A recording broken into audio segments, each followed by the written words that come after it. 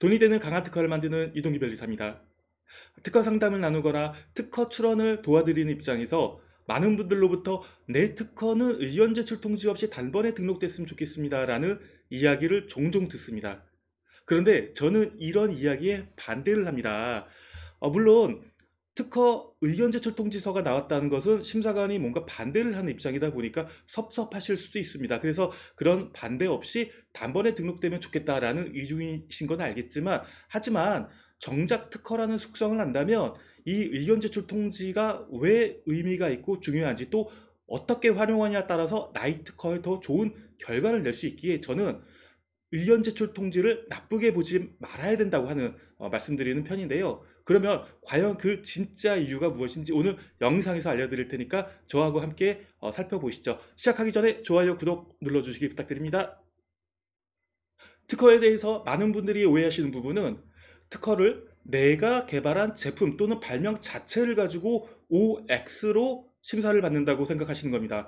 절대 그렇지 않습니다.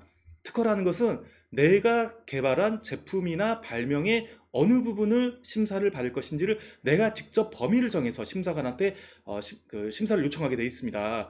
쉬운 예를 위해서 제가 샘플을 갖고 왔는데요. 얼마 전에 제가 영상으로 준비한 컷센더라는 제품입니다. 이 제품 간단히 설명을 드리자면, 집에 하나씩 있는 전동 드릴 앞쪽에 이런 본체, 기어박스를 위주로 한 본체를 장착을 해가지고 전동 그라인더를 사용할 수 있도록 한다는 게 특징이고요. 그 밑에는 이 전동 드릴과의 견고한 결합을 위한 브라켓이 있습니다.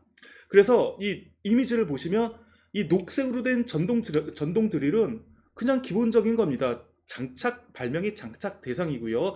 이 제품의 가장 중요한 부분은 이 앞쪽에 있는 본체가 되겠습니다. 전동 그라인더 날이 있고 기어박스가 있고 손잡이가 있는 이 부분이 되겠고요. 그리고 그 다음으로 또 중요한 것은 이 브라켓, 이 파란색으로 된 브라켓이 되겠습니다. 이렇게 전체 완성된 제품이 있다고 했을 때, 그럼 내가 특허 출원을 할 때 이 권리 범위를, 청구 범위를 어떻게 설정하냐에 따라서 심사 결과가 달라지는데요. 과연 설정을 어떻게 하느냐에 따라서 어떤 결과가 달라지는지 좀 더 자세히 살펴보시도록 하겠습니다. 이런 컷센더 제품을 가지고 특허 출원을 할 때 청구항의 권리를 어떻게 구성해서 심사를 요청하느냐에 따라서 그 결과가 천양지차로 달라지는데요. 제가 극단적인 두 가지 케이스를 보여드리겠습니다. 첫 번째 보시는 것은 바로 앞쪽에 있는 이 본체만 가지고 청구 범위를 구성해서 심사를 요청하는 것입니다.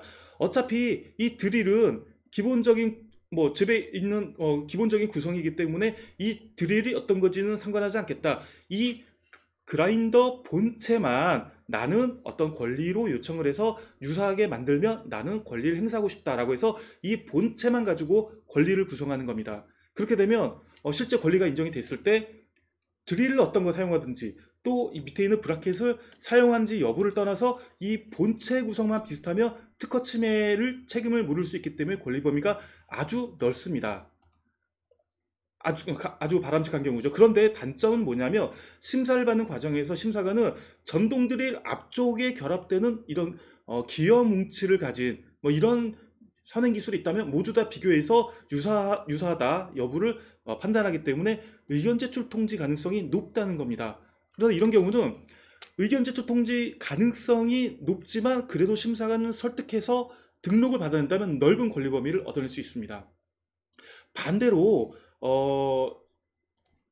이 모든 구성을 다 청구 범위로 잡는 극단적인 방법이 있습니다. 어차피 보시기에도 하나의 제품이잖아요. 하나의 제품처럼 돼 있으니까 이 모든 구성 요소를 전부 설명서처럼 일일이 디테일하게 묘사해서 이렇게 권리를 요청하게 됩니다. 그러면 드릴도 반드시 이러한 드릴, 그리고 브라켓도 반드시 이러한 브라켓, 그리고 몸체도 반드시 이러한 몸체, 이런 식으로 권리를 구성하게 되면 실제로 권리 범위가 아주 좁게 됩니다.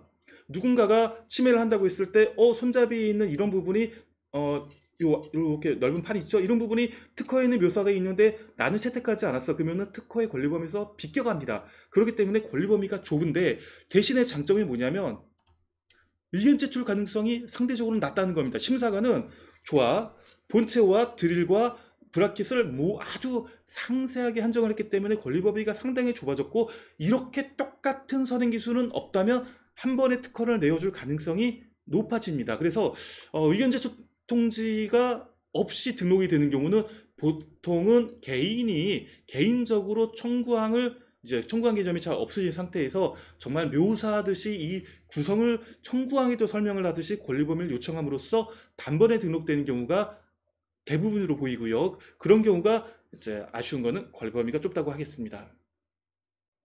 똑같은 제품이나 특허라 하더라도 이렇게 두 가지 극단적인 접근 방법에 따라서 특허의 결과는 천양지차로 달라집니다. 여러분, 오늘 주제 의견 제출 통지를 건네야 될까요? 말아야 될까요? 의견 제출 통지는 절대 건네시면 안 됩니다. 특허 출원되는 90% 정도는 진보성의 지적을 받고 의견 제출 통지를 받고 있습니다. 그리고 그 중에 또 대부분은 제대로 설득만 하면 진보성을 인정받아가지고 특허 등록이 가능합니다. 그렇기 때문에 굳이 내가 진보성 위배에 대한 거절 이유를 받는 것을 두려워해서 지금 보시는 이런 경우처럼 권리 범위를 극단적으로 좁혀서 특허 등록을 쉽게 받는 것, 이게 오히려 손해인 겁니다. 어떻게 보면 의견 제출 통지는 심사관하고 협상 테이블에 앉는 그런 좋은 기회라 할 수 있겠습니다. 단번에 특허 등록되는 경우 심사관하고 의견을 교환할 기회가 없죠. 근데 이렇게 권리 범위를 상대적으로 넓게 접근을 해가지고 의견 제출 통지가 나오게 되면 어쨌든 심사관하고 한번 협상 테이블에 앉게 됩니다. 심사관님이 제시하신 선행 기술은 이런 거고 저는 이런 거니까 저의 권리 범위는 좀 더 견고하게 할 테니까 특허 등록을 인정해 주십시오 하는 식으로 권리 범위를 다소 조정할지언정 어쨌든 크게 손해보지 않고 특허 등록을 받는 그런 장점이 있다는 것 기억해 주시면 좋겠습니다. 그래서 의견 제출 통지 꼭 나쁘게만 보지 말아 주시고요. 그리고 이렇게 심사관을 설득해가지고 좋은 범위로 권리 범위를 얻어낼 수 있는 기회라는 점 여러분들 꼭 알아주시면 좋겠습니다. 오늘 영상 여기까지 하겠고요. 오늘 영상 마음에 드셨으면 좋아요, 구독 다시 한번 부탁드릴게요. 시청해주셔서 감사합니다.